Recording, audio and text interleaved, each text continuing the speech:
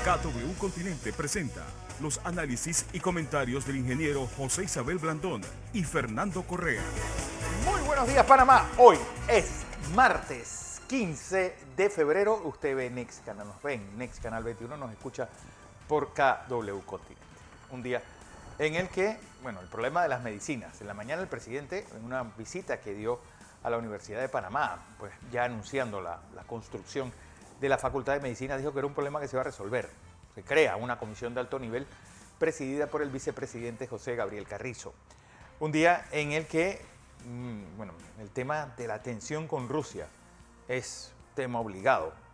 ¿Cuáles van a ser nuestras posiciones? Es un momento en que actores y actrices pues piden que a Carlos Aguilar no lo nombren en el cuerpo diplomático. Hay una carta también firmada por otro grupo pidiéndolo y resaltando la labor del ministro en funciones de Cultura. Vamos a tener las dos posiciones en la mañana de hoy, todo en un día también en el que, el mundo pendiente. ¿Qué pasa hoy en el Estadio de los Príncipes, en París?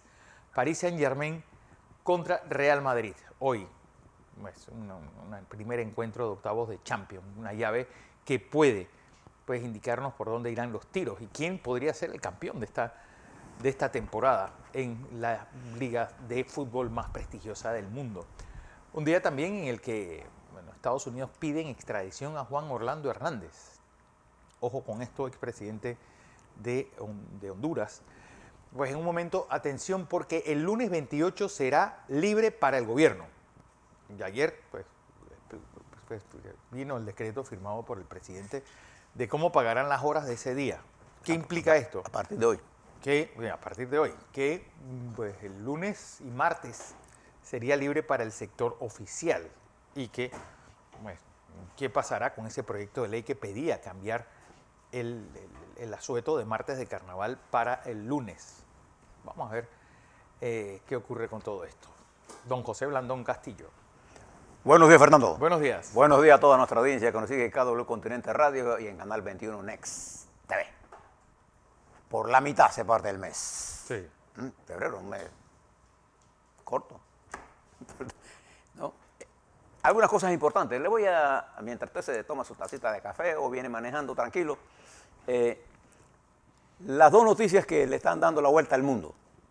La primera, en última hora, reportada por la televisora alemana, el canciller alemán se encuentra ya en Moscú para conversaciones con el señor Biden, que estarán ocurriendo ya o dentro de unos minutos.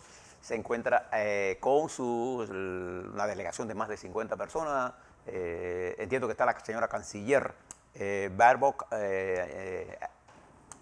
Alena Baerbock, canciller verde. Verde en el sentido de que pertenece al Partido de los Verdes, sí. Se encuentra para conversar con el señor Putin. Pero se da una noticia antes de su llegada. Un contingente de tropas rusas se retira de las fronteras de Ucrania, de los ejércitos del oeste y del este de Rusia, por haber terminado sus maniobras. Se entiende esta como una primera maniobra del señor Vladimir Putin, presidente de Rusia, darle un primer mensaje a Europa y a los Estados Unidos y al mundo en general de que no va a haber una invasión. ¿Será verdad o no? Lo cierto sí que es que se ha movido una parte del ejército. ¿Qué cantidad? No se sabe. Los Estados Unidos anuncian que al señor Putin hay que creerle mitad y mitad. También lo dice Zelensky, para creer. Esta es una noticia en desarrollo, en el transcurso del noticiero. Si hay algo más importante se lo volveremos a dar, pero ya hay movilización. Es una jugada importante. Y ahora les voy a contar por qué cosas están pasando en otros lugares que tienen preocupado, no solamente hacia Putin, a toda la gente sensata de este mundo. Su sensatez, la de Putin, está ligada al poder que él tiene y lo que puede perder. Él tiene muchas cosas que perder, Fernando, en una confrontación de esta naturaleza, en la que las cosas están saliendo diferente a lo que él pensó. Él apostó a la desunión.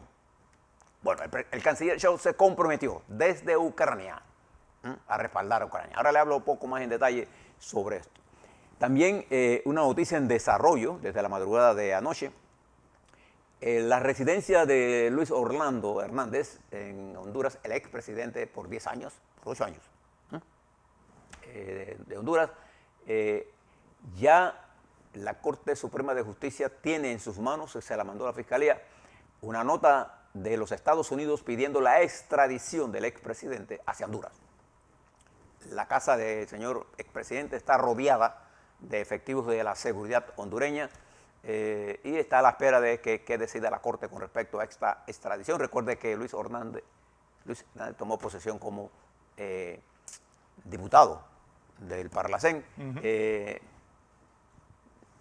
Por la correlación de fuerzas nuevas que hay en Honduras, poca cosa va a pasar de ahí que tenga que ver con eso. Pero hay rumores. La pregunta es, ¿está en Nicaragua?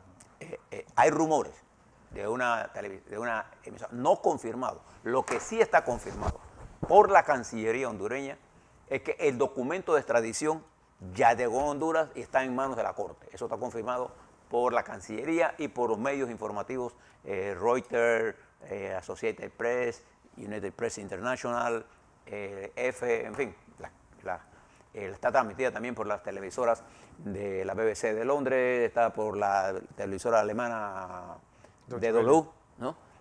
Ya es una noticia en el mundo, eso es un hecho, que se pidió la extradición de él por narcotráfico y una serie de acusaciones serias que yo les dije, me llamaba la atención, que el secretario de Estado, el propio canciller norteamericano, había hecho pública, el señor Blinken. Es una noticia en desarrollo, se la vamos a dar a la medida que está ocurriendo. Pero antes de algunas cosas de nuestro continente y de la guerra esta de Ucrania, la potencialidad de ese conflicto, quiero darle algunas noticias para que usted mire esto. El petróleo, el barril del Texas WTI, llegó hasta $95 el barril y terminó en 95.0 algo. El barril. Y esto significa un ascenso. En la medida en que estas tensiones se desarrollen, irá más hacia arriba. Acuerde que aquí en el fondo hay parte del problema de suministro y parte es especulación. Igual que el oro, ayer llegó a 1870, la onza Troy, y el cobre terminó en 4.60. Ya rompió la barrera de los 4.60. 69. Para Esto para nosotros es importante porque en la medida que, aunque bajó un poco, la tendencia es al alza sobre el 4.30 que se terminaron las negociaciones. Esto es importante para que ustedes aparecen hoy, parte de esta información aparece en la primera plana y también de Metro Libre. Bien. Eso porque ustedes tengan una idea, cuando usted vea cobre, vea petróleo no pega directamente y el cobre entra en sentido contrario. Si sube el precio, nosotros tenemos más ingresos, claro, de acuerdo a lo negociado. Bien, por eso se los doy. Y para que tengan ustedes una idea de lo que es los precios. Yo sé, Fernando, que usted, como buen viajante que es, viajero que es, usted sabe que el precio del limón en México ha llegado a puntos increíbles. Y el aguacate. El limón se constituye una cosa fundamental para todo, el tequila, para cocinar. Imagínate México sin limón. Exacto. El aguacate entra en una crisis cuando Estados Unidos decidió no comprar aguacate mexicano. Eso sí es un golpe morcillero. Entonces la cantidad de aguacate que se produce, y les contaba en estos días que el crimen organizado se estaba apoderando de las siembras de aguacate. Mire, mientras nuestro querido amigo presidente mexicano se pasa hablando todos los días de Dios, de todo menos de lo que está pasando en México, y sigue la discusión en México sobre el debate de las reformas eléctricas, a pesar de que López Obrador sabe las consecuencias de todo esto. Bien, fíjese qué está produciendo esta nueva correlación de fuerzas. Una de las regiones, Fernando, estimados televidentes y radioescuchas, que estaba rápidamente cambiando, es la región del Mediano Oriente. Fíjense las siguientes cosas que están pasando. Qatar. ¿Se acuerda que fue por 4 o 5 países le rompieron relaciones? Qatar se ha convertido en una piedra angular en el Mediano Oriente y para Europa en el futuro, porque independientemente del resultado de la guerra, de la guerra o no guerra con Ucrania, Europa va a tratar de depender menos del gas de Rusia. ¿Y quién es el llamado a eso? Qatar. ¿Qué está haciendo Erdogan? Erdogan está aumentando sus relaciones con Egipto, sus relaciones con Irán, sus relaciones con los Emiratos Árabes Unidos. ¿Te acuerdas la guerra que hubo? Se está produciendo reuniones con Israel. Dos enemigos poderosos, Irán y Arabia Saudita, ahora en conversaciones empujados por Qatar. Y Emiratos Árabes Unidos jugando un papel importante en esta guerra nueva diplomática, en este realineamiento de fuerzas, e Israel buscando nuevas estrategias de armar una relación pacífica con los países árabes. ¿Esto qué provoca? Que al producirse estos elementos, con el apoyo de la diplomacia norteamericana, la capacidad de Vladimir Putin de actuar solo en la región queda reducida a Siria. Y en Irán, los países europeos, entre ellos también Rusia y China, impulsan un acuerdo con los Estados Unidos para restablecer el tratado de no proliferación de armas nucleares en Irán. Se están produciendo estos cambios a una velocidad impresionante. Todo esto está ocurriendo en las últimas semanas. Se está produciendo el vacío que ha dejado ahora Putin por estar preocupado en Ucrania, y él tiene sus razones para estar preocupado en Ucrania, ha sido llenado acá ahora por la propia iniciativa de los países del Mediano Oriente, que controlan más sus propios destinos y que están resolviendo sus crisis internas. Y este entendimiento entre Irán y Arabia Saudita puede producir la detención de la guerra brutal en Yemen.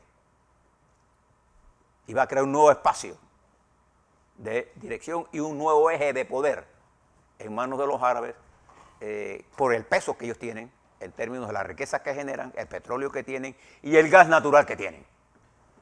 ¿Ves la situación ahora, Fernando? Ya no es Rusia, es uno de los principales, el primer o segundo productor de gas natural y de petróleo en el mundo. Ahora en competencia con Israel, con los países del Medio Oriente, en esta nueva relación en la que Turquía, fíjese Erdogan, jugando un papel geopolítico, eso está ocurriendo en medio de todo esto. El espacio que yo dejo de ocupar, otro lo va a llenar. Y esta nueva relación, esto fue lo que pasó cuando Trump retiró a los Estados Unidos de la política exterior, y ese espacio fue llenado a una velocidad, ¿por quién? Por Vladimir Putin. Y al él está metido ahora Putin en todo el conflicto el enorme costo de tener 100.000 tropas haciendo nada. En Siria. En Ucrania. Las tropas de Putin. De Putin. El costo de sostener a Siria está creando problemas a un país que no tiene los recursos infinitos ni suficientes para llevar una guerra de esta naturaleza. Entonces, preste la atención a todo este juego geopolítico, porque el mundo en general se está planteando una nueva geopolítica. Y en esa nueva geopolítica entra la República de Panamá. Tiene que entrar. ¿Y por qué entra la República de Panamá? No se olvide, aparece en el mapa, nosotros somos uno de los 5 estrechos más importantes de comerciales del mundo. De los 5 estrechos del mundo. Y el canal artificial más importante del mundo es la República de Panamá. Entonces, en el marco de esto, los Estados Unidos saben ahora que el que controla los mares controla las orillas, el que controla las orillas, la ribera controla el mundo, el territorio firme de él. Entonces, ahora, esta situación va a tener un desenlace que es incierto todavía, pero que me hace pensar a mí que el señor Putin va a tener que retroceder. Y si no retrocedes, tendremos una confrontación de una magnitud muy muy grave que nos afectará duramente y que estrechará la capacidad de maniobra de los países individualmente.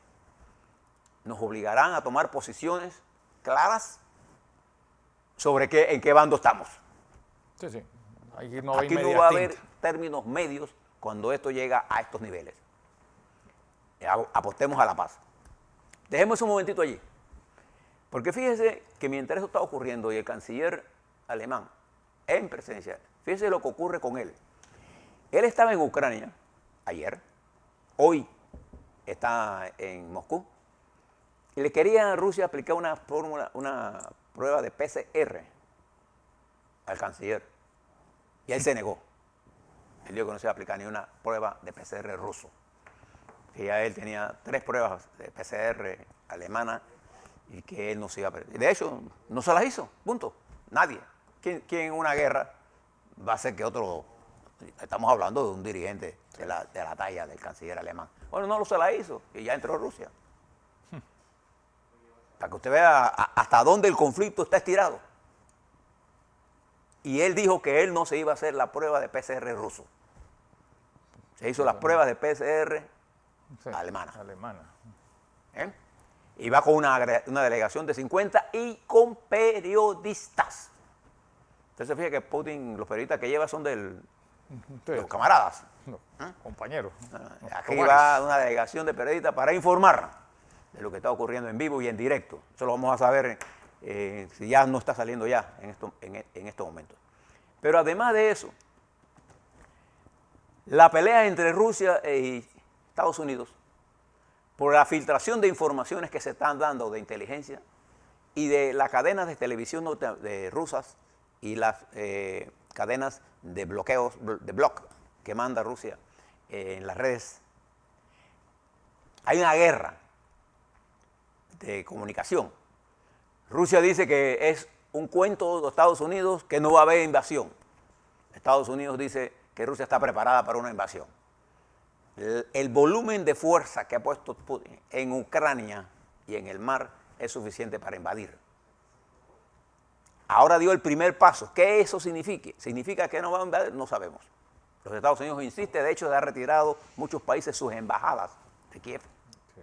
Han dejado lo mínimo necesario en el oeste para salir rápidamente hacia Polonia.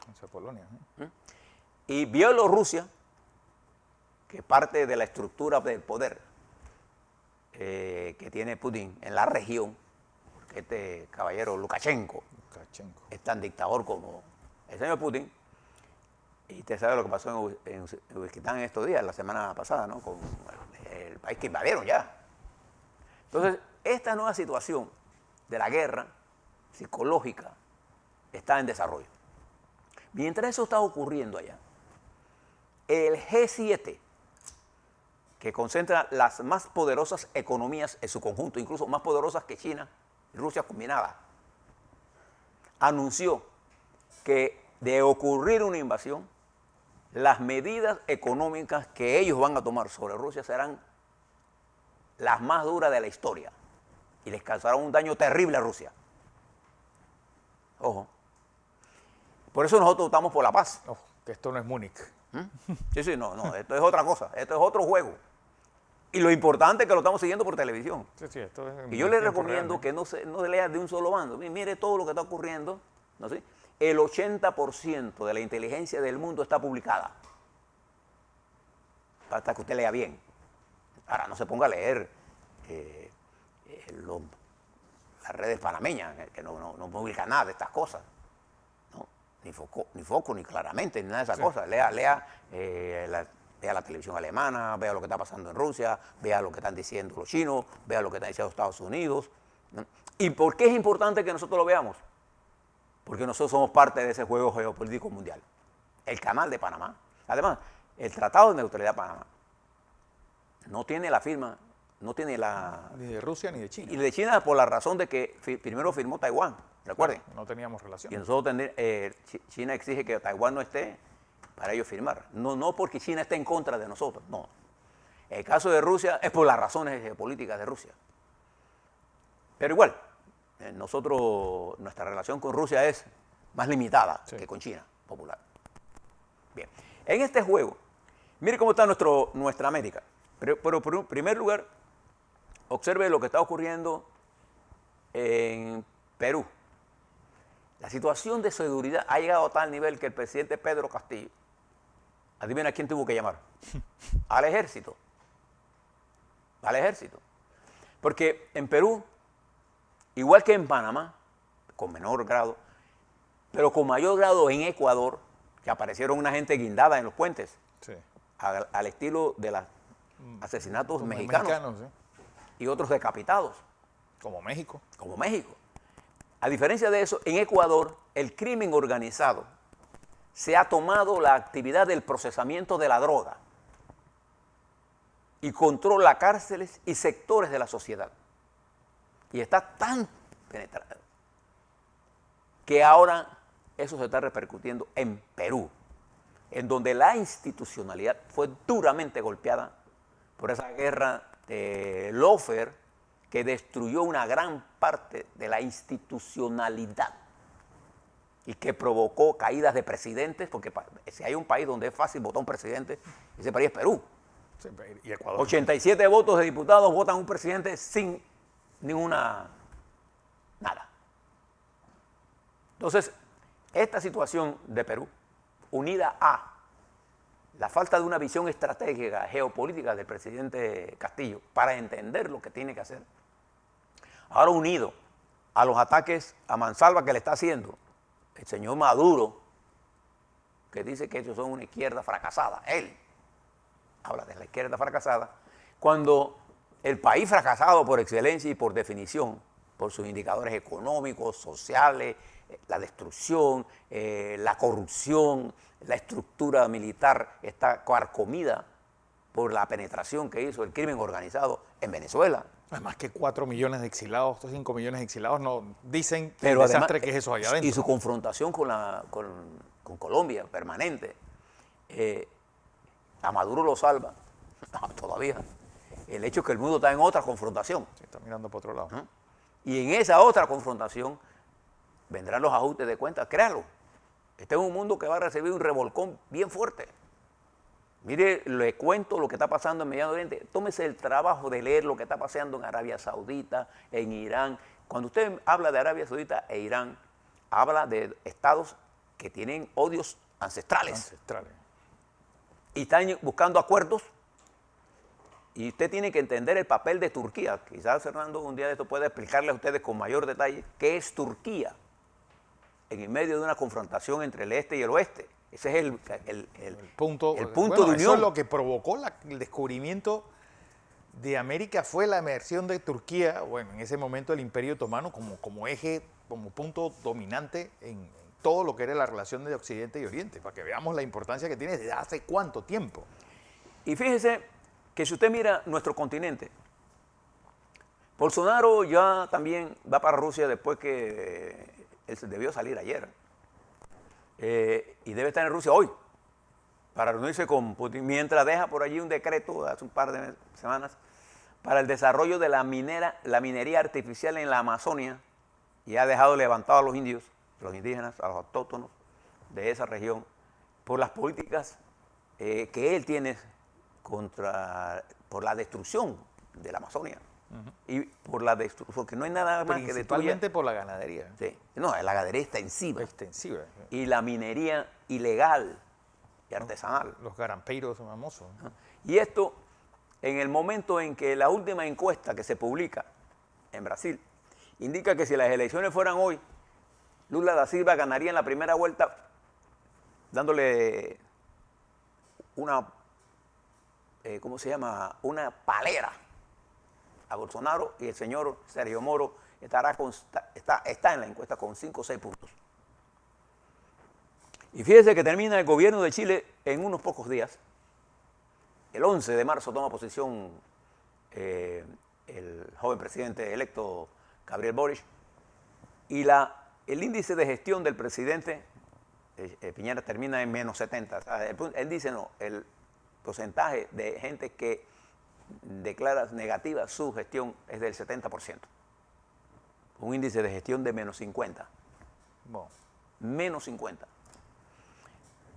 deja a Chile en medio de una situación grave desde el punto de vista económico, desde el punto de vista social, desde el punto de vista político con la atomización y con grandes problemas en el sistema de pensiones, graves, estructurales, muy complejos para resolver y además terminará su periodo con serios problemas legales que incluso su propio canciller tuvo que renunciar. Mientras en México el presidente López Obrador enfrenta una permanente confrontación con su país, más de 30 periodistas han sido asesinados en el mandato de López Obrador. Más de 30 periodistas han sido asesinados. Y el crimen organizado sigue avanzando. Y los hijos de él se ven ahora involucrados en asuntos de negocios con gente que está construyendo el tren, el llamado famoso tren Maya. Maya, la ruta Maya. Entonces, el presidente enfrenta serios problemas. Y nuestra región centroamericana, ahora estremecida por esta situación que se está dando en Honduras, que veremos sus resultados. Creo que es importante que nosotros podamos entender que para Panamá lo importante es comprender qué está ocurriendo en el mundo y actuar con sensatez y con mesura en función de los intereses nacionales del país, ¿no? Y mirar el mundo como es y saber qué exactamente es lo que le conviene a la República de Panamá en una compleja situación en la que nosotros, si utilizamos bien el conocimiento que poseemos y las riquezas que tenemos, podemos tener una salida extraordinariamente buena en el marco de esta nueva situación que se abre. Afortunadamente, el canal y todos nuestros recursos estratégicos están en nuestras manos. Sigue siendo el canal la única empresa estatal de América Latina que está manejada eficientemente. Con superávit. Con superávit. A la vuelta, COVID, ¿cómo estamos? Estamos a la baja. Está bajando la vacunación, sobre todo infantil. Solo llevamos cerca de 140.000, 138.000, 139.000 jóvenes niños vacunados. Los niños y los padres están siendo muy fuertemente influenciados por el ataque negativo a las vacunas. Así que hay que hablar mucho sobre eso. A la vuelta vamos a hablar sobre eso. La apertura de clases es una cosa fundamental para nosotros. A la vuelta eso y más. Así es.